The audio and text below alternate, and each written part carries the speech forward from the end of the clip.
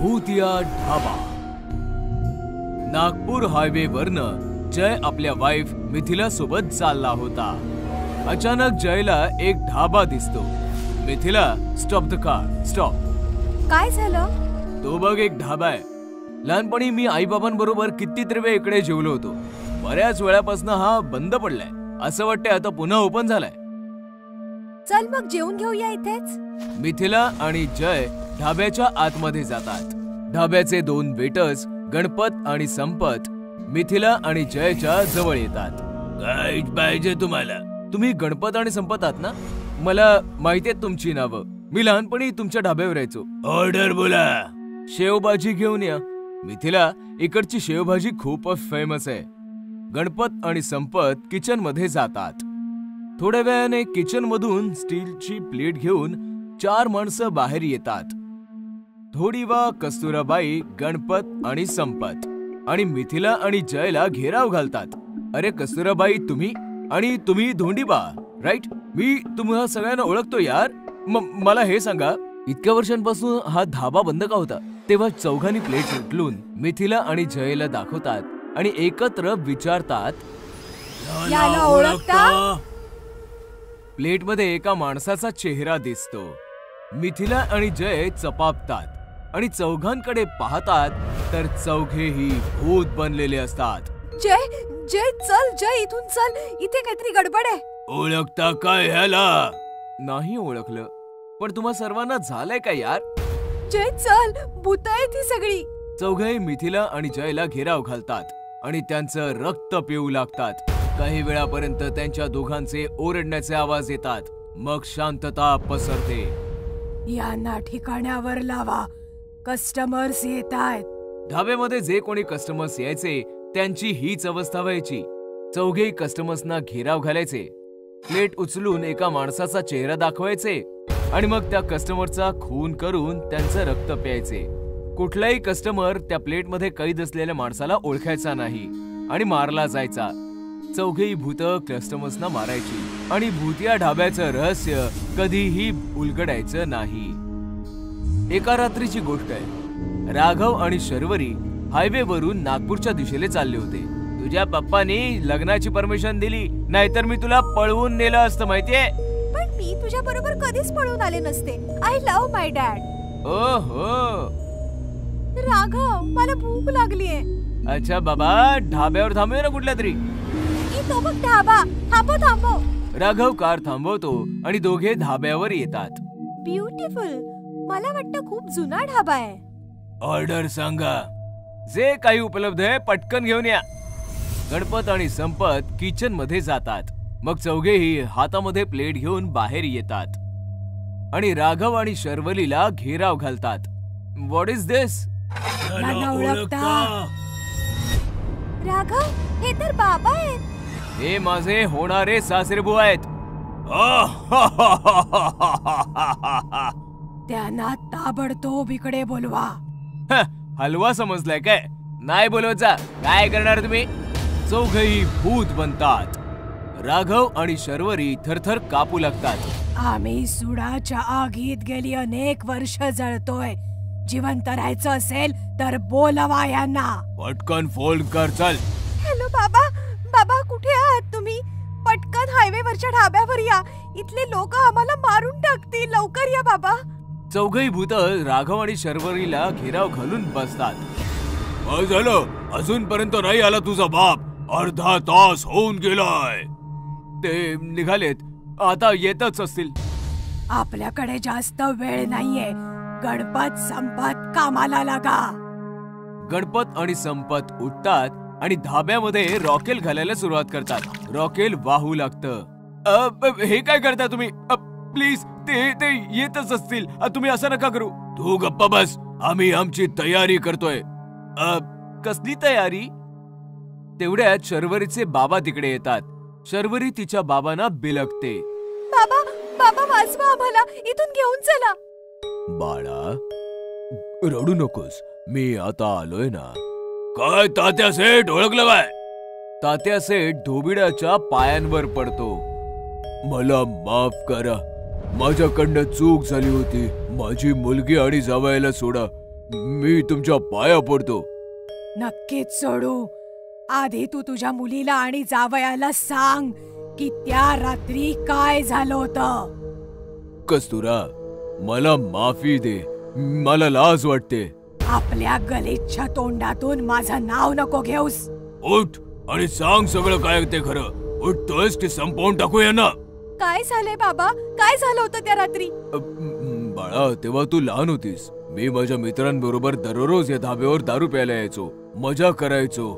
एके रात्री मी दारूच्या नशेमध्ये या धाब्यामध्ये. सांगा बाबा, काय केलं होतं तुम्ही? मी कस्तुराबाईचा रेप केला. काय? शी, तिरस्कार वाटतो मला तुमचा. एवढंच नाही, याने आणखीन एक घाणेरडं काम केलं होतं. याने मला, गणपत आणि संपतला खूप मारलं आणि रॉकेट टाकून आम्हा तिघांना जिवंत जाळलं. तेव्हापासून आमचा आत्मा सुडाच्या आगीत तडफडतोय. आज आमच्या आत्म्याला शांती मिळेल. तात्या, आम्ही रॉकेल ओतलेलंय. बस तुला आज पुन्हा एकदा आग लावायची आहे. तुझ्या मुलीला आणि जावयाला आम्ही काही नाही करणार, पण तुला नाही सोडणार. ही घे माचीस. प्लीज, मी रिक्वेस्ट करतो तुम्हाला. विचार कर, एकटाच जाणार की जावई आणि मुलीला सोबत घेऊन जाणार आहेस? ठीक आहे, मी तयार आहे. बाळा शर्वरी, तू राघवला घेऊन निघ इथून. बाबा, मी तुम्हाला सोडून नाही जाणार. हट्ट करू नको शर्वरी. मला माझ्या कर्मांची शिक्षा मिळते. तू निघून जा. राघव बेटा, हिला घेऊन जा आणि हिची काळजी घे. जा बाळा. चल शर्वरी, कम. राघव शर्वरीला घेऊन कारच्या जवळ जातो. तात्या शेठ माचीशी काडी पेटवतो आणि खाली फेकतो. आग भडकते. धाबा जळून राख होतो. मित्र बनला भूत ही घटना आहे पुण्यातील. आयुष पुण्याच्या DK पाटील कॉलेजमध्ये फर्स्ट इयरला होता. त्याचं 12वी पर्यंतचं सर्व शिक्षण DK पाटील कॉलेजमधूनच झालं होतं. आयुषला IAS बनायचं होतं आणि त्यासाठी तो कॉलेजच्या लायब्ररीत दिवस रात्र अभ्यास करत असे. एक दिवस आयुषने लायब्रेरियनला विचारलं, टाइम्स ऑफ इंडिया कुठे आहे? मला सापडत नाहीये. बहुतेक कोणीतरी घेऊन गेलं असेल. आयुषला आश्चर्य वाटलं, कारण त्याच्याशिवाय कॉलेजमध्ये दुसरं कोणी टाइम्स ऑफ इंडिया वाचणारे नव्हते. आयुषने दुसरे वर्तमानपत्र घेतले आणि आपल्या जागेवर जाऊन तो बसला. तितक्यात त्याचं लक्ष त्याच्या बाजूला बसलेल्या मुलाकडे गेलं. तो टाइम्स ऑफ इंडिया वाचत होता. आयुषने त्याला विचारलं, IAS ची तयारी करतोयस का? होय. तुझं नाव काय आहे? मेहुल. मी फर्स्ट इयर शिकतोय. अरे, आपण तर क्लासमेट्स आहोत, पण तुला याआधी नाही पाहिलं. 12वी पर्यंत कुठे शिकलास? याच कॉलेजमध्ये होतो. मी पाहिलंय तुला. काय बोलतोस काय? मी तर तुला नाही कधी पाहिलं. अशा प्रकारे दोघेही खूप गप्पा मारू लागले. त्यांच्यात मैत्री झाली आणि आता ते दिवस रात्र एकत्र लायब्ररीत येऊन वाचन करू लागले. एक दिवस आयुष कॉलेज कॅन्टीनमध्ये त्याची मैत्रीण नेहा आणि वरुण सोबत होता. काय लायब्ररीत दिवस रात्र अभ्यास करतोस? एकट्याला कंटाळा नाही का येत? मी एकटा थोडी असतो. माझ्यासोबत मेहुल देखील असतो. कोण मेहुल? अरे, तो जो माझ्या शेजारी बसतो. अगं, आपलाच क्लासमेट आहे. माझ्यासोबत प्रत्येक लेक्चर अटेंड करतो. मी तर तुझ्यासोबत कुठल्या मेहुलला नाही पाहिलं. काय बोलतेस काय? थांब, मी आत्ताच त्याला बोलवतो. आयुषने मेहुलला फोन लावला, पण त्याचा फोन स्विच ऑफ येत होता. आयुषला टेन्शन आलं. नेहा त्याला म्हणाली, ठीक आहे बाबा, असेल कोणी मेहुल. असे माझं लक्ष मेहुलवर नाही, वरुणवर आहे. असं म्हणत नेहाने वरुणला मिठी मारली आणि आयुषला देखील मोकळं वाटलं. एकदा रात्री आयुष आणि मेहुल लायब्ररीत अभ्यास करत होते. खूप रात्र झाली होती. लायब्रेरियनला झोप आली आणि तो आयुषला म्हणाला, आयुष, आता लायब्ररी तूच सांभाळ. मी निघतो. तुझं झालं तर खाली शिपायाला टाळं लावायला सांग. लायब्रेरियन निघून गेला आणि आयुष मेहुल सोबत पुस्तक वाचण्यात गुंग झाला. वाचता वाचता आयुषचं लक्ष मेहुलच्या पुस्तकांवर गेलं. तेव्हा त्याला धक्काच बसला, कारण त्याचं पुस्तक कोरं होतं. आयुषने मेहुलचं पुस्तक हिसकावून घेतलं. त्या पुस्तकांची पाने पलटली तर त्यावर एक अक्षर देखील नव्हते. पुस्तक तर पूर्ण कोरं आहे आणि तू गेल्या 2 महिन्यांपासून हे पुस्तक घेऊन बसलायस. अरे चक्कर काय आहे मित्रा? असं म्हणत आयुषने आपल्या बाजूला पाहिले तर मेहुल तिथे नव्हता. ते पाहून आयुष घाबरला. मेहुल, कुठं अदृश्य झालास? नेहा पण म्हणत होती तिने मेहुलला कधी पाहिलं नाही. लायब्ररियन पण लायब्ररीची जबाबदारी माझ्यावर सोपवून गेलाय. तो मेहुलला सुद्धा बोलू शकला असता. या लोकांनी मेहुलला कधी पाहिलं नाहीये का? मेहुल खरंच नाहीये का? हे पुस्तक, मेहुलचे अचानक गायब होणं, हे सर्व काय आहे? अचानक लायब्ररीची लाईट गेली आणि आयुष अजूनच घाबरला. त्याने डोळे बंद केले आणि लाईट येण्याची वाट पाहू लागला. अचानक लाईट आली आणि आयुष खुश झाला. त्याने डोळे उघडले. पाहतो तर काय, त्याच्या बाजूला मेहुलचं भूत बसलेलं होतं. मेहुल, हे सर्व काय आहे? मेहुल नाही, मेहुलचं भूत. आणि तू हे जे काही पाहतोयस त्यालाही दुसरं तिसरं कोणी नाही, तूच जबाबदार आहेस. मी काय केलं? तू माझं आयुष्य उद्ध्वस्त केलंस. आठव 1 वर्षापूर्वीची 12वीची परीक्षा. तू एका मुलाला कॉपी करताना पकडलं होतंस. हे ऐकून आयुष 1 वर्ष मागे गेला. तेव्हा त्याला बायोलॉजीच्या परीक्षेचा दिवस आठवला. सर, हा मुलगा कॉपी करतोय. ए चल, उभा राहा. Sir, sorry, extremely sorry sir.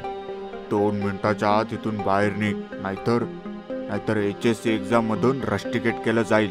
तुला माहितीये का, एक्झाम हॉल मधून बाहेर आल्यावर मी काय केलं तुला कसं कळणार? तू तर पेपर लिहिण्यात बिझी होतास. मी बिल्डिंग वरून उडी मारून जीव दिला आणि आता तुला मारायला आलोय. हे बघ मेहुल, मान्य आहे चूक माझी आहे, पण तू पण चुकीचा होतास. कॉपी करत होतास. चीटिंग चुकीचीच आहे ना? नाही, आता मी जे करणार आहे ते चुकीचं आहे. हे ऐकून आयुष घाबरला. काय करणार आहेस तू? मेहुलने आयुषचा गळा पकडला आणि त्याने त्याला खिडकीतून बाहेर फेकून दिलं. आयुष लायब्ररीच्या 5व्या मजल्यावरून पडून मरून गेला आणि मेहुल खिडकीतून त्याला बघून हसू लागला. मित्र बनला भूत ही घटना आहे पुण्यातील. आयुष पुण्याच्या DK पाटील कॉलेजमध्ये फर्स्ट इयरला होता. त्याचं 12वी पर्यंतचं सर्व शिक्षण DK पाटील कॉलेजमधूनच झालं होतं. आयुषला IAS बनायचं होतं आणि त्यासाठी तो कॉलेजच्या लायब्ररीत दिवस रात्र अभ्यास करत असे. एक दिवस आयुषने लायब्ररियनला विचारलं, टाइम्स ऑफ इंडिया कुठे आहे? मला सापडत नाहीये. बहुतेक कोणीतरी घेऊन गेलं असेल. आयुषला आश्चर्य वाटलं, कारण त्याच्याशिवाय कॉलेजमध्ये दुसरं कोणी टाइम्स ऑफ इंडिया वाचणारे नव्हते. आयुषने दुसरे वर्तमानपत्र घेतले आणि आपल्या जागेवर जाऊन तो बसला. तितक्यात त्याचं लक्ष त्याच्या बाजूला बसलेल्या मुलाकडे गेलं. तो टाइम्स ऑफ इंडिया वाचत होता. आयुषने त्याला विचारलं, IAS ची तयारी करतोयस का? होय. तुझं नाव काय आहे? मेहुल, मी फर्स्ट इयर शिकतोय. अरे, आपण तर क्लासमेट्स आहोत, पण तुला याआधी नाही पाहिलं. 12वी पर्यंत कुठे शिकलास? याच कॉलेजमध्ये होतो. मी पाहिलंय तुला. काय बोलतोस काय? मी तर तुला नाही कधी पाहिलं. अशा प्रकारे दोघेही खूप गप्पा मारू लागले. त्यांच्यात मैत्री झाली आणि आता ते दिवस रात्र एकत्र लायब्ररीत येऊन वाचन करू लागले. एक दिवस आयुष कॉलेज कॅन्टीनमध्ये त्याची मैत्रीण नेहा आणि वरुण सोबत होता. काय लायब्ररीत दिवस रात्र अभ्यास करतोस? एकट्याला कंटाळा नाही का येत? मी एकटा थोडी असतो. माझ्यासोबत मेहुल देखील असतो. कोण मेहुल? अरे, तो जो माझ्या शेजारी बसतो. अगं, आपलाच क्लासमेट आहे. माझ्यासोबत प्रत्येक लेक्चर अटेंड करतो. मी तर तुझ्यासोबत कुठल्या मेहुलला नाही पाहिलं. काय बोलतेस काय? थांब, मी आत्ताच त्याला बोलवतो. आयुषने मेहुलला फोन लावला, पण त्याचा फोन स्विच ऑफ येत होता. आयुषला टेन्शन आलं. नेहा त्याला म्हणाली, ठीक आहे बाबा, असेल कोणी मेहुल. असे माझं लक्ष मेहुलवर नाही, वरुणवर आहे. असं म्हणत नेहाने वरुणला मिठी मारली आणि आयुषला देखील मोकळं वाटलं. एकदा रात्री आयुष आणि मेहुल लायब्ररीत अभ्यास करत होते. खूप रात्र झाली होती. लायब्ररियनला झोप आली आणि तो आयुषला म्हणाला, आयुष, आता लायब्ररी तूच सांभाळ. मी निघतो. तुझं झालं तर तर खाली शिपायाला टाळं लावायला सांग. लायब्ररियन निघून गेला आणि आयुष मेहुल सोबत पुस्तक वाचण्यात गुंग झाला. वाचता वाचता आयुषचं लक्ष मेहुलच्या पुस्तकांवर गेलं. तेव्हा त्याला धक्काच बसला, कारण त्याचं पुस्तक कोरं होतं. आयुषने मेहुलचं पुस्तक हिसकावून घेतलं. त्या पुस्तकांची पाने पलटली तर त्यावर एक अक्षर देखील नव्हते. पुस्तक तर पूर्ण कोरं आहे आणि तू गेल्या 2 महिन्यांपासून हे पुस्तक घेऊन बसलायस. अरे चक्कर काय मित्रा? असं म्हणत आयुषने आपल्या बाजूला पाहिले तर मेहुल तिथे नव्हता. ते पाहून आयुष घाबरला. मेहुल, कुठं अदृश्य झालास? नेहा पण म्हणत होती तिने मेहुलला कधी पाहिलं नाही. लायब्ररियन पण लायब्ररीची जबाबदारी माझ्यावर सोपवून गेलाय. तो मेहुलला सुद्धा बोलू शकला असता. या लोकांनी मेहुलला कधी पाहिलं नाहीये का? मेहुल खरंच नाहीये का? हे पुस्तक, मेहुलचे अचानक गायब होणं, हे सर्व काय आहे? अचानक लायब्ररीची लाईट गेली आणि आयुष अजूनच घाबरला. त्याने डोळे बंद केले आणि लाईट येण्याची वाट पाहू लागला. अचानक लाईट आली आणि आयुष खुश झाला. त्याने डोळे उघडले. पाहतो तर काय, त्याच्या बाजूला मेहुलचं भूत बसलेलं होतं. मेहुल, हे सर्व काय आहे? मेहुल नाही, मेहुलचं भूत. आणि तू हे जे काही पाहतोयस त्यालाही दुसरं तिसरं कोणी नाही, तूच जबाबदार आहेस. मी काय केलं? तू माझं आयुष्य उद्ध्वस्त केलंस. आठव 1 वर्षापूर्वीची 12वीची परीक्षा. तू एका मुलाला कॉपी करताना पकडलं होतंस. हे ऐकून आयुष 1 वर्ष मागे गेला. तेव्हा त्याला बायोलॉजीच्या परीक्षेचा दिवस आठवला. सर, हा मुलगा कॉपी करतोय. ए चल उभा राहा. Sir sorry, extremely sorry sir. 2 मिनिटाच्या आत इथून बाहेर निघ, नाहीतर HSC एक्झाम मधून रस्टिकेट केलं जाईल. तुला माहितीये का, एक्झाम हॉल मधून बाहेर आल्यावर मी काय केलं तुला कसं कळणार? तू तर पेपर लिहिण्यात बिझी होतास. मी बिल्डिंग वरून उडी मारून जीव दिला आणि आता तुला मारायला आलोय. हे बघ मेहुल, मान्य आहे चूक माझी आहे, पण तू पण चुकीचा होतास. कॉपी करत होतास. चीटिंग चुकीचीच आहे ना?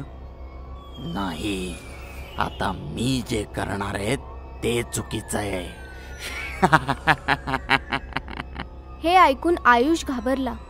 काय करणार आहेस तू? मेहुलने आयुषचा गळा पकडला आणि त्याने त्याला खिडकीतून बाहेर फेकून दिलं. आयुष लायब्ररीच्या 5व्या मजल्यावरून पडून मरून गेला आणि मेहुल खिडकीतून त्याला बघून हसू लागला. होळी रे होळी. ही गोष्ट आहे औरंगाबाद शहरातील. किशोर नावाचा तरुण या शहरात रघुनंदन सोसायटीमध्ये राहत होता. किशोर IT कंपनीत कामाला होता.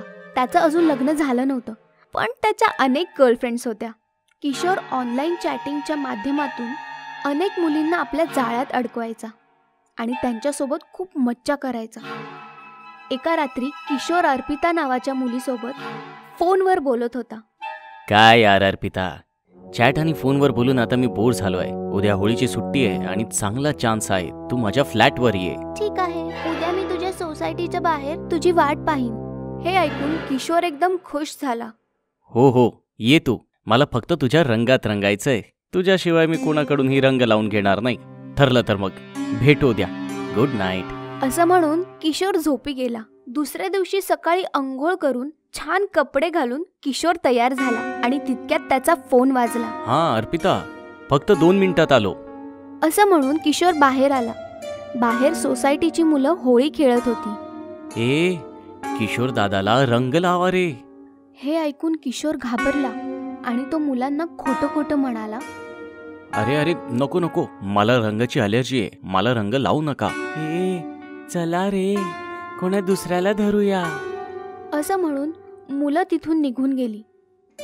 किशोर देखील सोसायटीच्या बाहेर आला, पण अर्पिता तिथे नव्हती. कमाल आहे, अर्पिता तर इथे नाहीच आहे. किशोरने अर्पिताला कॉल केला, पण तिचा फोन स्विच ऑफ येत होता. किशोरला काळजी वाटू लागली आणि तितक्यात त्याला त्याच्या कॉलेज फ्रेंड सॅमचा फोन आला. हां हॅलो. हां बोल सॅम. हॅप्पी होळी भावा. Happy Holi Sam. कसा आहेस तू? मी ठीक आहे. तू आज माझ्याकडे येतोयस ना? एन्जॉय करूया. हो, संध्याकाळी येतो तुझ्या फ्लॅटवर. अरे नको, संध्याकाळी नको, आत्ता ये. गेल्या वर्षी सारखं कुठल्या तरी नवीन आंटीला रंग लावण्याच्या बहाने पकडूया. आठवतंय ना, गेल्या वर्षी रेश्मा आंटी सोबत खेळलेली होळी? आपण तिला तिच्या घरात घुसून जबरदस्तीने रंग लावला होता. कसं विसरेन मी? किती जोरात कानाखाली मारली होती माझ्या.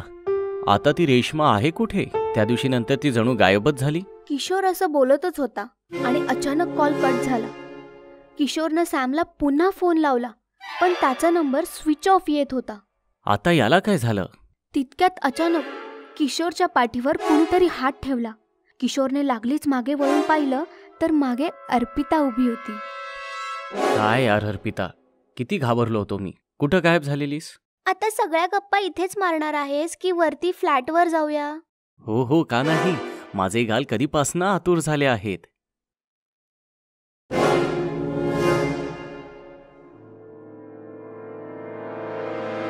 असं म्हणून दोघे लिफ्टमधून फ्लॅटच्या आत गेले.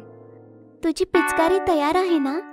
आज खूप होळी खेळायची आहे आपल्याला. हे ऐकून किशोर खूप आतुर झाला आणि अर्पिताच्या जवळ जाऊ लागला आणि तितक्यात त्याचा मोबाईल वाजला. हा सॅम पण ना. एक मिनिट हा अर्पिता. हा सॅम बोल. काय? कधी? कसं? किशोरने जेव्हा कॉल कट केला तेव्हा त्याला खूप धक्का बसला होता. काय झालं? अर्पिता, मी तुला सॅम विषयी सांगितलं होतं ना. त्याच्या सोसायटीमधून फोन होता. सॅमचा मर्डर झालाय. माहित नाही कसा. 5 मिनिटांपूर्वीच माझं त्याच्याशी बोलणं झालं होतं. आणि अचानक किशोरच्या गालावर खाज सुटली. त्या त्रासाने किशोर हतबल झाला. हे काय होत आहे यार? मी वॉशरूम मधून येतो. असं म्हणून किशोर वॉशरूम मध्ये आला. त्याने आरशात पाहिलं आणि त्याला धक्काच बसला. त्याचा श्वास थांबला. त्याचा संपूर्ण चेहरा रक्ताने माखला होता. रक्त? रक्त कसं काय? आणि तितक्यात त्याच्या कानात एक भयानक आवाज आला. पुराना मानो होली है. कोण आहे? अर्पिता, मस्करी काय करतेस? माझ्या मित्राचा खून झालाय. माझ्या चेहऱ्यातून रक्त वाहतंय आणि तुला मस्करी सुचते? अर्पिता नाही, रेश्मा. असं म्हणून ते भूत वॉशरूम मध्ये आले. भूताचा चेहरा रक्ताने माखलेला होता. अर्पिता, तुला हे काय झालंय? मी अर्पिता नाही, रेश्मा आहे. तीच रेश्मा. 1 वर्षापूर्वी सॅम आणि तू मिळून तिच्या फ्लॅट मध्ये घुसला होता आणि तिला जबरदस्ती रंग लावला होता. मी त्याच रेश्माचं भूत आहे. मी तुला संपवायला आली आहे. रेश्मा आंटी, तू मेलीयस? हो, माझा नवरा माझ्यावर संशय खात होता. तुम्ही रंग लावून गेलात आणि त्याचा गैरसमज झाला. त्याने माझी हत्या केली. त्याला आणि सॅमला मी मारून टाकलं. आता तुझी पाळी आहे. आंटी, मला माफ करा. माझ्याकडनं चूक झाली. पण रेश्मा आता ऐकणार नाही. तिने किशोरला पकडलं आणि आपल्या तीक्ष्ण नखांनी, दातांनी त्याला ओरबडून खाल्लं आणि त्याला देखील मारून टाकलं.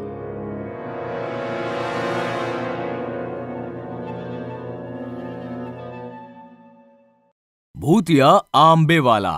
गरमीचा सीझन म्हणजेच आंब्यांचा सीझन. या सीझन मध्ये आंबे आणि आमरसांचा मजा घेतला जातो. पण हाच आमरसाचा सीझन अमनपूरसाठी खुनाचा सीझन बनला. घडलं काही असं की शहरामध्ये रात्रीच्या समयी एक आंबेवाला घरोघरी फिरायचा. आंबे घ्या ताजे ताजे, मोठे मोठे रसदार आंबे, आंबे घ्या आंबे. आणि जसं कोणी दरवाजा उघडायचं, अहो ताई आंबे घ्या. अरे कसे घेऊ? जरा चव घेऊन बघते. आंबेवाला टोपलीतून एक आंबा उचलून त्याचा रस समोरच्या व्यक्तीच्या हातावर द्यायचा, तर आमरस नाही रक्त यायचं. रक्त? हे हे काय आहे? काय रे आंबेवाल्या, ही काय थट्टा आहे? आंबेवाला नाही, भूतिया आंबेवाला. असं म्हणताच तो आंबेवाला एक भयानक भूत बनायचा आणि सुरीने समोरच्याचा गळा चिरायचा. शहरामध्ये भूतिया आमरसवाल्याने दहशत माजवली होती. आंबेवाल्याच्या दहशतीमुळे अख्खं शहर भयभीत झालं होतं. एका तांत्रिकाची मदत घेतली. मी खूप प्रयत्न केले, पण तो भूतिया आंबेवाला वशमध्ये येत नाहीये. जर त्याच्यापासून वाचायचं असेल तर आंबे खाणं सोडून द्या. आंबे विकत घेऊ नका. बाबा, आम्ही त्याच्याकडे नाही जात. तो स्वतःहून आमच्याकडे यायचा. त्याचा पण एक इलाज आहे माझ्याकडे. असं म्हणताच त्या तांत्रिकाने घराच्या एका भिंतीवर काही लिहिलं. आंबेवाले आंबे नका आणू. हे काय आहे बाबा? हाच मंत्र आहे त्याच्यापासून वाचायचा. शहराच्या सर्व भिंतींवर हा मंत्र लिहा. तो आंबेवाला तुमच्या घरामध्ये कधीही नाही येणार. बाबांनी लिहिलेला तो मंत्र अख्ख्या शहरभर पसरला. लोकांनी भिंतींवर लिहायला सुरुवात केली, आंबेवाल्या आंबे आणू नकोस. आणि कमालच झाली. ना त्या दिवसानंतर कोणी आंबेवाल्याला पाहिलं आणि नाही आंबेवाला कोणाच्या घरी गेला. पण लोकांच्या मनात त्या आंब्यांची भीती बसली होती. कोणीही आंबे विकत घेत नव्हतं. अमनपूरमध्ये आंबे खाणं आता काही साधारण गोष्ट नव्हती. एके रात्री विशाल आणि रीटा दोघे भाऊ बहीण भरपूर सामानासह रेल्वे स्टेशनवरून शहरामध्ये आले. ओहो, एक टॅक्सी नाही मिळत आहे. विचित्रच शहर आहे. बरं झालं बाबा 20 वर्षांपूर्वीच हे शहर सोडून मुंबईला शिफ्ट झाले. मला तर हे शहर खूप आवडतं. या शहरात आपलं पिढीजात घर जे आहे. राहू दे राहू दे. तू तर असं बोलतोयस जसं काही तूच त्या घरात राहिलायस. पहिल्यांदाच आई बाबांना न सांगता समरमध्ये चिल मारायला आपण इकडे आलोय. आपल्याला तर हे पण नाही माहित की आपलं घर कुठे आहे, त्याची अवस्था काय आहे. कुणाला तरी विचारूया. अगं तो बघ, नाक्यावर तो आंबेवाला आहे. नाक्याच्या मधोमध एक आंबेवाला टोपलीत आंबे घेऊन बसला होता. दोघे जण त्या आंबेवाल्याच्या दिशेने चालू लागले की तेवढ्यात त्यांची नजर भिंतीवर पडली. आंबेवाल्या, आंबे आणू नकोस. अरे, हे काय लिहिलंय सगळ्या भिंतींवर? हे पण त्या आंबेवाल्यालाच विचारूया ना. चल. दोघेही आंबेवाल्याच्या दिशेने गेले. आंबेवाला हताश बसला होता. दादा, हे गल्ली नंबर 14 आणि घर नंबर 7 कुठे? आंबेवाल्याने एका खुणेने एका गल्लीच्या दिशेने इशारा केला. थँक्स हा दादा. दादा, सगळ्या भिंतींवर ही विचित्र अशी स्लोगन का लिहिली आहे? आंबेवाले आंबे आणू नका, हेच ना? मॅडम, तुमचा विश्वास नाही बसणार. हा भूताप्रेताचा मामला आहे. भूत प्रेत? ऐको ना बाबा. अहो, आम्हाला ऐकायचंय. ही गोष्ट 20 वर्षांपूर्वीची आहे. शहरामध्ये एक गरीब आंबेवाला घरोघरी जाऊन आंबे विकायचा. एके रात्री त्याने एका घराची बेल वाजवली. साहेब, आंबे घ्या ना. नकोयत मला. साहेब, घ्या ना. गरीब माणूस आहे साहेब. अच्छा, चाखून बघू दे मला. साहेब, आता रस चाकतो तुम्हाला. रस नाही, आंबे कापून खायला घाल. आंबेवाल्याने एक आंबा कापून खायला घातला. साहेब, कसा आहे? मजा नाही आली मला. अजून खायला घाल. आंबेवाल्याने अजून एक आंबा खायला घातला. त्या माणसाने पुन्हा तोंड वेंगाळलं. असं करता करता आंबेवाल्याने टोपलीतील सर्व आंबे खायला घातले. मजा नाही आली मला. वळ इकडून. साहेब, पैसे तरी द्या मला. टोपली रिकामी झाली माझी. अरे, कसले पैसे देऊ तुला? चल निघ. आंबेवाल्याला खूप राग आला आणि त्याने सुरी काढली. अरे, तुझी लायकी नाही भिकाऱ्या. मला चाकू दाखवतोस? या चाकूने तुझ्या खून करून टाकेन. काय होणार होतं? त्या बदमाशाने त्या आंबेवाल्याला सुरीने मारून टाकलं. मग तो आंबेवाला भूत बनला आणि लोकांना घरोघरी जाऊन मारू लागला. त्याच भूतापासून वाचण्यासाठी भिंतींवर हे लिहिलं गेलंय. How sad. आता तर तुमच्याकडून पण कोणी आंबे विकत घेत नसेल ना? डोंट वरी, मी तुमच्याकडून आंबे विकत घेऊ. हो, पण आधी आम्ही चाखून नक्की बघणार. आता तुम्हाला आंब्याचा रस खाऊ घालतो. हात पुढे करा बरं. दोघांनी हात पुढे केले आणि आंबेवाल्याने रस काढायला सुरुवात केली. पण आंब्यातून आमरस नाही निघाला, रक्त आलं. रक्त? ही काय थट्ट आहे? मस्करी नाही, बदला. घरांचे दरवाजे बंद झाले तर मग काय? आता मी रस्त्यावर राज्य करेन, हाहाकार माजवेन. असं म्हणताच तो आंबेवाला भयंकर भूत बनला. मग विशाल आणि रीटा थरथर कापू लागले. भूत भूत. आम्हाला सोडून द्या, आम्ही तुमचं काय बिघडवलंय? तू नाही, तुझ्या बापाने मला माझ्या चाकूने मारणारा मुंबईला पळणारा लफंगा, आणि कोणी नाही, तुमचाच बाप आहे. हे ऐकताच विशाल आणि रीटा आश्चर्यचकित झाले. तेवढ्यात भूताने त्याची रक्ताळलेली सुरी काढली आणि दोघांवर वार करायला सुरुवात केली. सपासप वारांमुळे दोघेही घायाळ झाले आणि तडफडून तडफडून मरून गेले.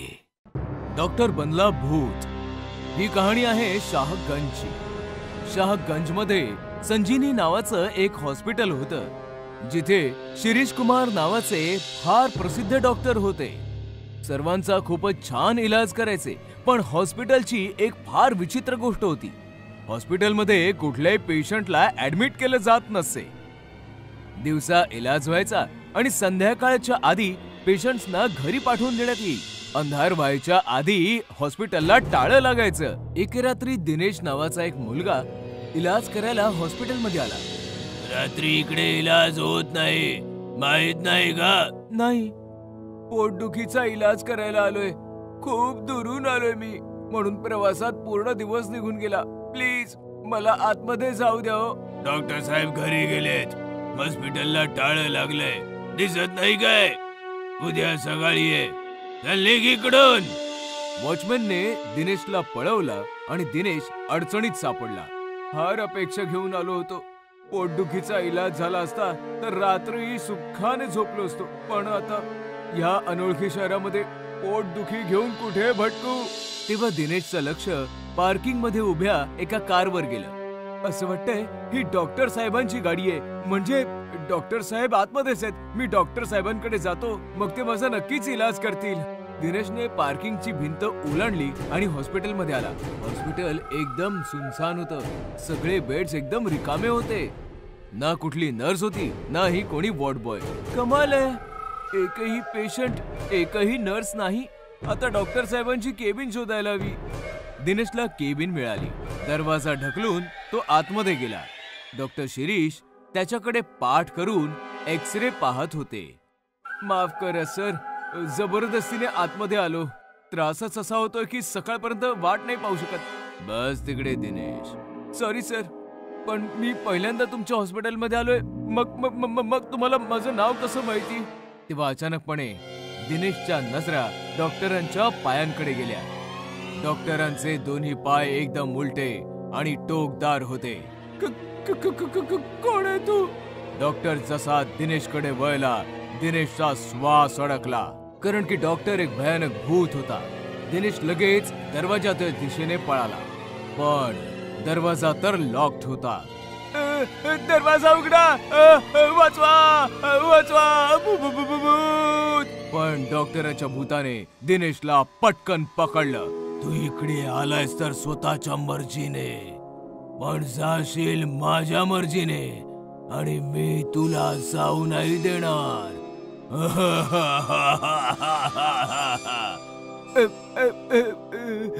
सॉरी सर, मी कोणाला काही नाही सांगणार. मी सरळ माझ्या गावी निघून जाईन. प्लीज सर, मला सोडा सर. पण भूताने काही ऐकलं नाही. त्याने दिनेशचं पोट जोरात दाबलं. दिनेश जनावरांसारखा ओरडू लागला. भूताने त्याची पकड अजून मजबूत केली आणि दिनेश ओरडत ओरडत मेला. हॉस्पिटलमध्ये अशा घटना आठवड्यातनं 1-2दा नक्कीच व्हायच्या. वॉचमॅनला धोका देऊन कोणी ना कोणी रात्री केबिन मध्ये इलाज करायला यायचं आणि भूत या डॉक्टरची शिकार व्हायचं. आणि मग सकाळ व्हायच्या आधीच वॉचमन येऊन प्रेताला जागी ठेवायचं.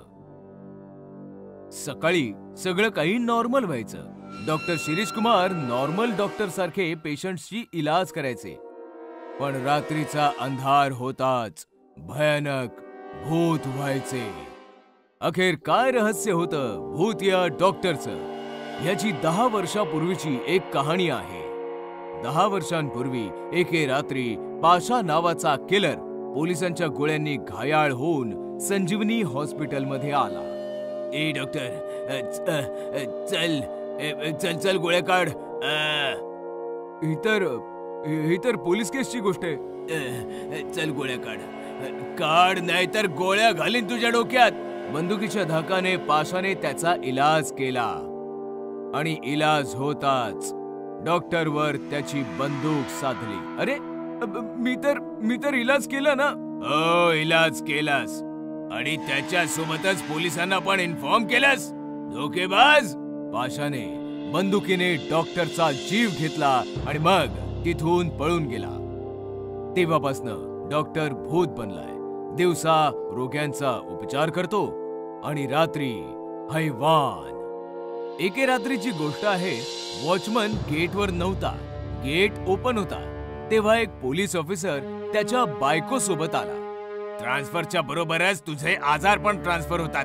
चल आता आतमध्ये जा, मी कॉल संपवून येतो. बायको आतमध्ये गेली आणि ऑफिसर मोबाईलवर बोलू लागला. बोलता बोलता त्याचं लक्ष हॉस्पिटलच्या बोर्डकडे गेलं. संजीवनी हॉस्पिटल. शिट. ऑफिसर पळत पळत केबिन मध्ये आला आणि त्याने पाहिलं डॉक्टरच्या भूताने त्याच्या बायकोचा गळा आवळला होता.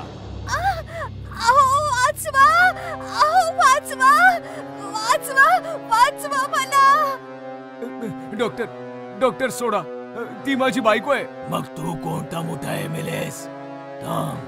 तुझाही नंबर लवकर ये. मी MLA नाही, मी तोच ऑफिसर आहे ज्याला तू त्या दिवशी कॉल करून पाशाची इन्फॉर्मेशन दिली होतीस 10 वर्षापूर्वी. आठवते? ऑफिसरचं म्हणणं ऐकल्यावर भूताने त्या बाईलाच सोडलं. बोल, कुठे आहे तो पाशा? मला त्याचा जीव घ्यायचा आहे. काही गरज नाहीये. तुझ्या कॉल नंतर मी त्याला शहरातनं बाहेर जाऊ दिलं नाही. त्याचा एन्काउंटर केला. एन्काउंटर व्हायच्या आधी त्याने तुझ्याबद्दल सांगितलं होतं. पाशा मारला गेलाय. आता तूही असं लोकांना मारणं बंद कर. ठीक आहे, मला पाशाला मारायचं होतं, पण हॉस्पिटलमध्ये कैद होतो. तू त्याला मारून माझा बदला पूर्ण केलायस. आता मला या भूताचा अवताराचा त्याग करायचा आहे.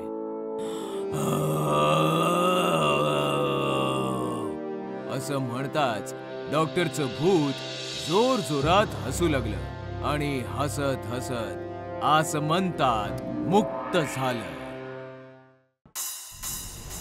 IPLचं भूत. रात्रीचे 1:30 वाजले होते. IPL सुरू व्हायला अवघे काही तास उरले होते. जयपूर सुपर किंगचा कर्णधार रणधीर शर्मा ग्रँड हॉटेलच्या बेडवर घोरत झोपला होता. अचानक हॉटेलचे सर्व दिवे बंद झाले आणि कोणीतरी रडत रडत रणधीर शर्माच्या खोलीत शिरला. तो झोपलेल्या रणधीर शर्माला म्हणाला, मला टीम मधून काढून तू मला रडवलंस. माझ्यासोबत घाणेरडं राजकारण केलंस. बघ उद्याच्या सामन्यात मी तुला कसं रडवतो. असं म्हणत तो जोरात हसायला लागला. त्याच्या हसण्याने सारे हॉटेल हादरले. रणधीर शर्माने डोळे उघडून समोर पाहिलं तेव्हा त्याचे डोळे पांढरेच झाले. वाचवा वाचवा, कोणी आहे का? वाचवा वाचवा, मला वाचवा. दिवे येतात. रणधीर शर्माचा PA मनसुख तिवारी सुरक्षा रक्षकांसह रणधीरच्या खोलीत धावतो. काय झालं सर? तुम्ही का वरडलात? ते तो परत आलाय. तो मला नाही सोडणार. मनसुख, तो परत आलाय. कोण सर? तुम्ही कशाबद्दल बोलताय सर? राकेश. काय सर? तो तर मेलाय. तुम्ही झोपायला जा, उद्या सामना आहे. मी डॉक्टरांना बोलवू का? मी उद्या मैदानात उतरणार नाही. मॅच रद्द करा. मनसुख, ती रद्द करा. सर, करोडोंचे नुकसान होईल. तुमचे करिअर संपेल.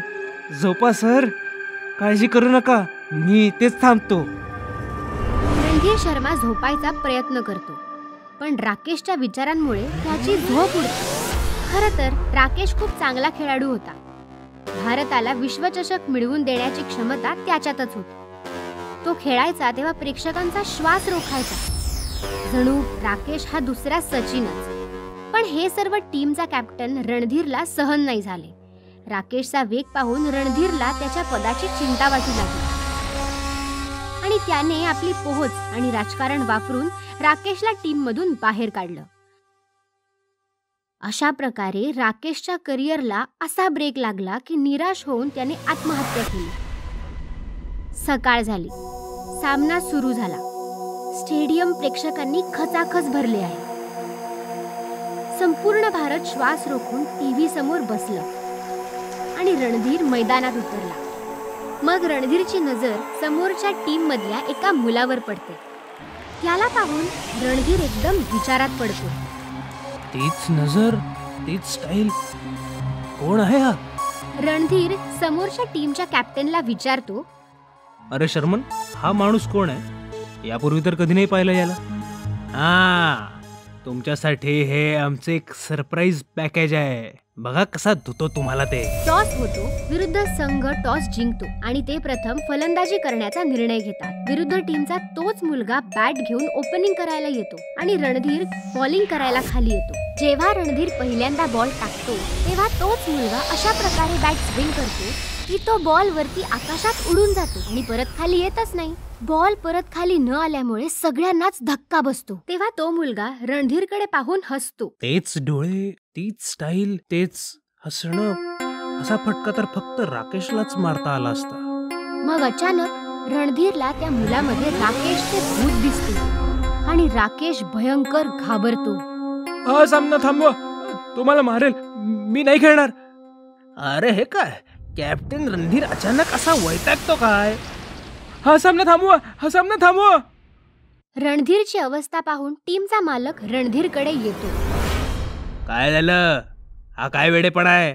सर, राकेश परत आलाय, तो मला मारेल. आणि मी आपण हरलो तर तुला नक्की मारेल. कोट्यावधी रुपये गुंतवलेत मी यात, लक्षात ठेव. तुझ्या सांगण्यावरून मी राकेशला काढलं होतं. तो तिथे असता तर निदान हा दिवस तरी दिसला नसता. तू वेडा झालायस. राकेशचं भूत रणधीरकडे येतं आणि हसतं. बघ, मी नाही म्हणालो, आता मी तुला सोडणार नाही. मी फक्त तुझ्यासाठीच परत आलोय आणि फक्त तूच मला पाहू शकतोस, बाकी कोणी नाही. असं म्हणत हसत हसत फलंदाजीला तो निघून जातो. रणधीर प्रचंड घाबरलेला असतो पण तो काहीच नाही करू शकत. रणधीरने थरथरणारा बॉल टाकल्यावर राकेशच्या भूताने जोरदार प्रत्युत्तर दिले. त्यानंतर तो बॉल थेट राकेशच्या पोटात जाऊन आदळतो. राकेश जमिनीवर पडतो. टाळ्यांच्या कडकडाटाने स्टेडियम गुंजतो. रणधीर जखमी होऊनही आवाज कसा आहे ते त्याला समजत नाही. एवढ्यात राकेश त्याच्या जवळ येऊन म्हणतो, आश्चर्य वाटतंय ना, पण आता तुला कोणीही पाहू शकणार नाही आणि मलाही, कारण तू इथेच नाहीस. ते बघ, तू तिथे मॅच खेळतोयस. रणधीर पाहतो तर तो गोलंदाजी करत असतो. हे कसं होऊ शकतं? मी तर इथे, मग तो कोण आहे? हा सगळा मीच तयार केलेला भ्रम आहे. तो तुझा क्लोन आहे. लोक त्याला पाहत राहतील आणि मी तुला इथे मैदानाच्या मध्येच संपवून टाकेन. मला हवे असते तर मी तुला काल रात्रीच मारू शकलो असतो, पण मला तुला याच जमिनीवर, याच मैदानात मारायचंय. राकेशचे भूत जखमी रणधीरला बॅटने मारायला लागते. रणधीर ओरडू लागतो, तरीही कोणीही त्याच्याकडे लक्ष नाही देत. सर्वांनी रणधीरचा क्लोन रणधीर समजून घेतला आहे आणि इथे राकेश रणधीरला मारत राहतो आणि जखमी करतो. अचानक रणधीरचा क्लोन गायब होतो. प्रत्येक जण आश्चर्यचकित होतो. अरे कुठे गेला रणधीर? तो तर बॉल आणायला गेला होता ना. तो घाबरून पळून गेला असावा असं दिसतंय. रणधीर शर्मा पराभवाच्या भीतीने मैदानातून पळून गेल्यासारखे दिसतंय आणि त्याने विजय विरोधी टीमच्या झोळीत टाकला आहे. रणधीरचे चाहते ओरडू लागले, रणधीर शर्मा फरारी आहे, रणधीर शर्मा हाय हाय. हे ऐकून जखमी रणधीरचा मृत्यू होतो. अशा प्रकारे राकेशचं भूत रणधीरचा बदला घेतं. छतावर कोणी आहे? ही भयंकर गोष्ट आहे बेगमपुराची. बेगमपुरा एक छोटस गाव होतं. गावामध्ये सरकारी बँकेची एक ब्रांच होती. सुधीर, बायको दिव्या आणि 7 वर्षांची मुलगी मायरा सोबत शहरातून बेगमपुराला शिफ्ट झाला होता. सुधीर बँक मॅनेजर होता. त्याची पोस्टिंग बेगमपुराला झाली होती. बँकेने सुधीरला एक जागा दिली जी फारच शांत ठिकाणी होती. पूर्ण घर पाहिल्यावर सुधीर, दिव्या आणि मायरा छतावर आले. किती छान मोकळी हवा आहे ना. हो ना, आणि टेरेस फारच मोठं आहे. इथे तू सगळे कपडे आरामात सुकवू शकतेस. आणि मी इथे खेळू सुद्धा शकते. मायराचं म्हणणं ऐकताच सुधीर आणि दिव्या हसू लागले. दुसऱ्या दिवशी सुधीर बँकेत निघून गेला आणि दिव्या घरातली कामं करू लागली. मायरा टीव्ही बघून बघून कंटाळली आणि वर छतावर गेली आणि एकटीच बसून छतावर राजा राणीचा खेळ खेळू लागली. मायराकडे भरपूर खेळणी होती, ज्याच्यामध्ये राजा राणी पासून छोटासा गॅस, चमचे, लाटणं सारं काही होतं. राजा राणीचं लग्न तर झालं, आता राणी राजासाठी जेवण बनवणार. राजा बाबांसारखं ऑफिस मध्ये जाईल आणि राणी आईसारखं किचन सांभाळेल. ये!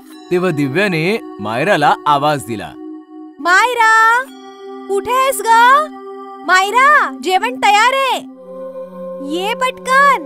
मायरा, माझ्या राणीचं सुद्धा जेवण तयार आहे. राजा राणी, तुम्ही नंतर खा, आधी मी जेवून येते, ओके? असं म्हणताच मायरा छतावरून खाली गेली. इथे सुधीर ऑफिस मध्ये बसून आपलं काम करत होता. नारायण, साहेब, आधीच्या मॅनेजर्सच्या ज्या काही फाईल्स पेंडिंग आहेत त्या सगळ्या टेबलावर ठेव. होय साहेब, आता आणतो. साहेब, एक गोष्ट विचारायची होती. हो हो, विचार ना. तुम्ही बँकेने दिलेल्या त्या घरामध्येच राहता ना? हो. पण का रे, काय झालं? काय नाही, फाईल्स घेऊन येतो. इथे जेवण झाल्यावर मायरा छतावर आली. अचानकपणे ती जोरात किंचाळली.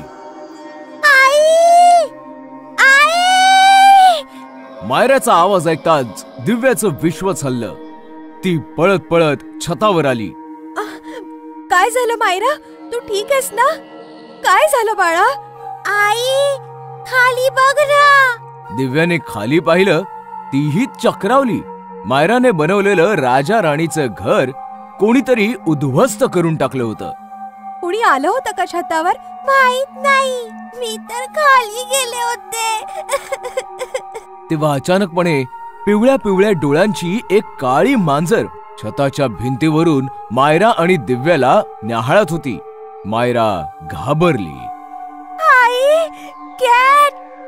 ओ, तर ही महाराणी आली होती तुझा खेळ बिघडवायला. मांजर पळाली आणि दिव्या मायराला घेऊन खाली आली. Sir, files. नारायण, मला एक गोष्ट सांग. आधी जो मॅनेजर होता, काय नाव त्याचं? रस्तोगी साहेब. हा, रस्तोगी. मला सांग, त्याचा मृत्यू कसा झाला होता? सुधीरचा प्रश्न ऐकून नारायण घाबरला. अरे सांग ना बाबा. रस्तोगीच्या नंतर आलेले सगळे मॅनेजर्स त्यांनी 4 दिवसातच आपली बदली करून घेतली. तरीही नारायण गपचूप उभा होता. ठीक आहे बाबा, सांगायचं नसेल तर नको सांगूस. संध्याकाळी माझ्यासोबत घरी चल. घर जरा व्यवस्थित लावायचंय. येशील ना? अरे उत्तर तरी दे. संध्याकाळ झाली होती. मायरा कार्टून बघत होती आणि दिव्या अंगणामध्ये तुळशीच्या समोर दिवा लावत होती. अचानक सोसाट्याचा वारा सुरू झाला आणि दिवा विझला. ओह! अचानकपणे छतावरून तुळशीवर कोणाची तरी काळी सावली पडली आणि तुळस मलूल दिसू लागली. हे काय? छतावर कुणीतरी आहे बहुतेक. दिव्याने वळून छताच्या दिशेने पाहिलं तर तिला एक सावली पळताना दिसली. कोण? कोण आहे छतावर? मायरा, मायरा! आई, मी कार्टून बघते. Please don't disturb me.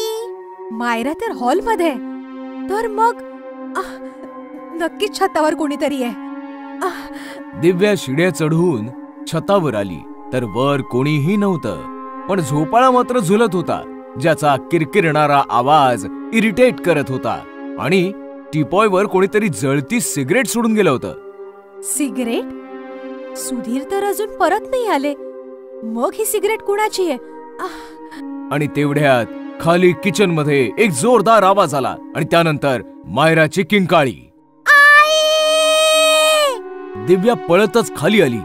Kitchen मध्ये दुधाचं भांड खाली जमिनीवर पडलं होतं. सगळं दूध पसरलं होतं.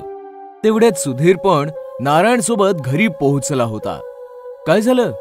दूध सांडलं? कदाचित मांजरीने केलं असणार. दिव्याने भांड उचललं तर भांड्याच्या तोंडावर रक्त लागलं होतं. हे बघताच दिव्या थरथरत म्हणाली, नाही सुधीर, हे मांजराचं नाही, दुसऱ्या कोणाचं तरी काम आहे. दुपारी मायराचा खेळ कुणीतरी बिघडवून टाकला होता. मला वाटलं मांजर आहे, पण नाही. तो दिवा विझणं, काळी सावली, जळती सिगरेट आणि आता हे रक्त. मला जाणवतंय सुधीर, छतावर कोणीतरी आहे. अगं पण कोण?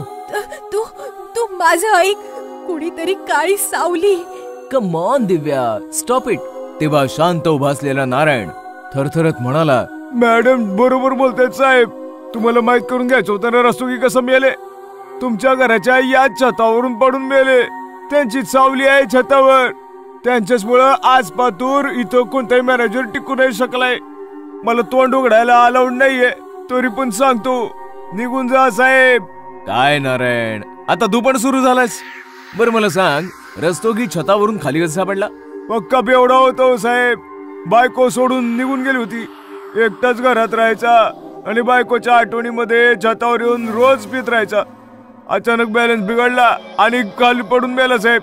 बंद करी बकवास. आता तू निघ, मी सगळं सामान घेईन. दिव्या, तू पटापट हे साफ कर आणि जेवणाची तयारी कर. रात्रीचे 12 वाजले होते. दिव्या, मायरा सगळे झोपले होते आणि अचानक छत थरथरू लागलं आणि तिघांची झोपमोड झाली. मी म्हटलं होतं ना, छतावर कोणीतरी आहे. मी म्हटलं होतं.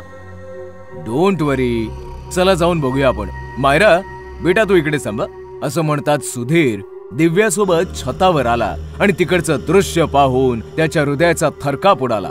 झोपाळ्यावर रस्तोगीचं भयंकर भूत बसलं होतं, जे झोके घेत होतं. झोपाळ्याचा तो किरकिरणारा आवाज शांतता भंग करत होता आणि अचानकपणे तो झोपाळा थांबला. तुम्ही लोक अजून इकडे जात? निघून जा माझ्या घरातून. रस्तोगी, का सगळ्यांना त्रास देतोयस तू? मी पुन्हा नाही बोलणार. उद्या सकाळपर्यंतची वेळ आहे.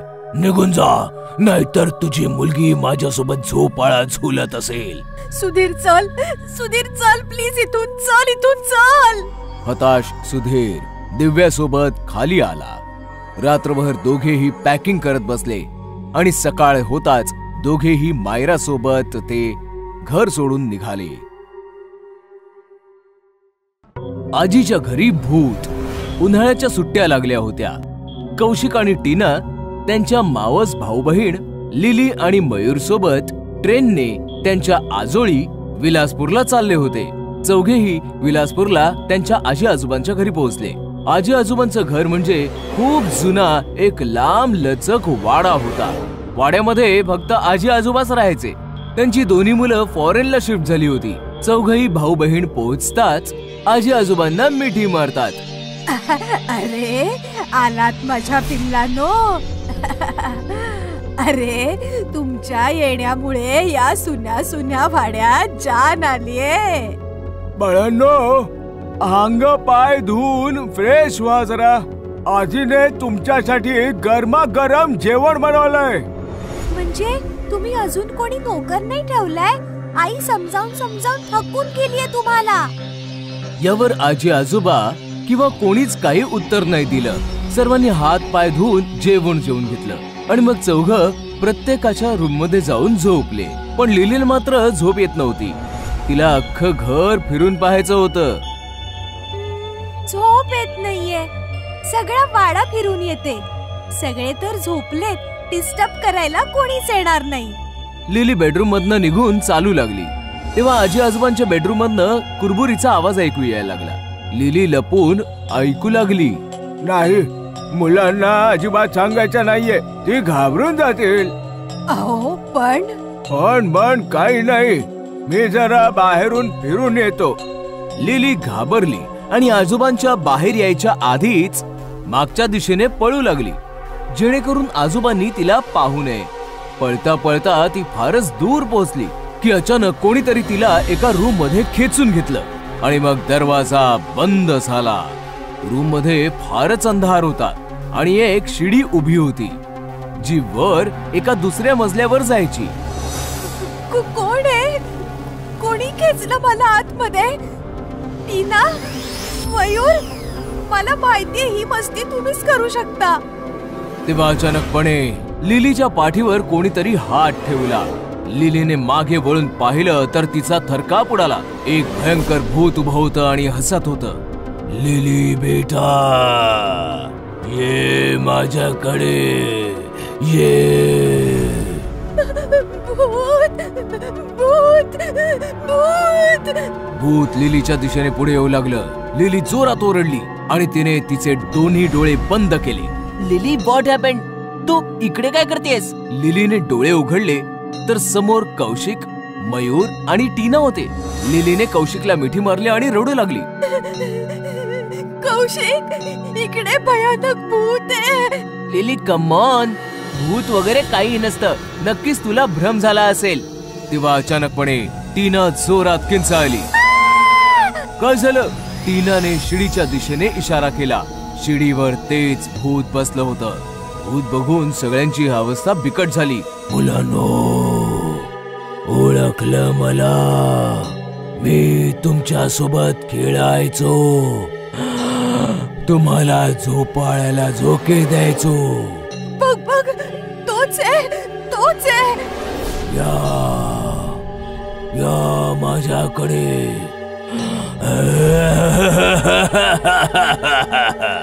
मुलं घाबरली आणि किंचाळू लागली. आजी, आजी. आजीचं नाव ऐकताच भूताला राग आला आणि मुलांच्या दिशेने चालू लागला. मुलं दरवाजापाशी गेली तर दरवाजा आपोआप बंद झाला. खबरदार, आजी आजोबांना आवाज दिला तर मी तुमचा कच्चा फडशा पाडेन. कोण आहेस तू? का मला त्रास देतोयस? भूत मुलांच्या जवळ आलं आणि त्याने कौशिकला उचलून हवेमध्ये फेकून दिलं. कौशिक जोराचा जमिनीवर आपटला. ओ गॉड, लागलं रे. मग भूताने प्रत्येकाला हवेमध्ये उचलून फेकून दिलं. चौघही जोर जोरात ओरडू लागले. भूत जोर जोरात हसू लागलं की तेवढ्यात अचानक शिडीवरून खाली उतरून आजी आजोबा आले. आजोबांच्या हातामध्ये छडी होती. आजी आजोबांना पाहिल्यानंतर लहान मुलांच्या जीवामध्ये जीव आला आणि भूत आजोबांची छडी पाहून घाबरून गेलं. भूत पळून जाईल याच्या आधीच आजोबांनी त्यांच्या छडीने भूताला मारायला सुरुवात केली.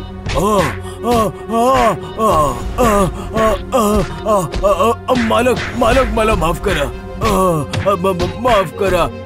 नटवर, माझ्या मुलांना त्रास देतोस? हे घे, हे घे. आणखी मारा त्याला, आणखी मारा त्याला.